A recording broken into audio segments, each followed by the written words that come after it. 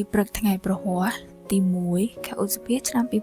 2025 អាយដាមឈុនសម្បត្តិប្រធានអង្គភិបសម្រាប់កម្មទីក្នុងនៃអាជ្ញាធរសេវាហិរញ្ញវត្ថុមិនមែនធនាគាររួមជាមួយសហការីនៃអង្គភិបសម្រាប់កម្មទីក្នុង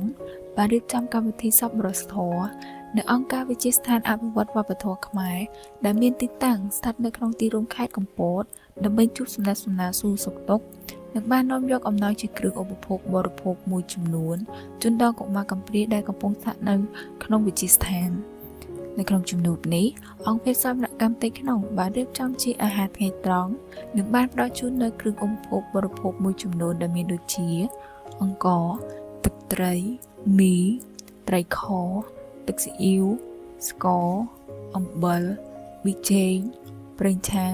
និងគ្រឿងទេសមួយចំនួនជូនដល់កុមារកំព្រាដែលកំពុងស្ថិតនៅក្នុងអង្គការផងដែរ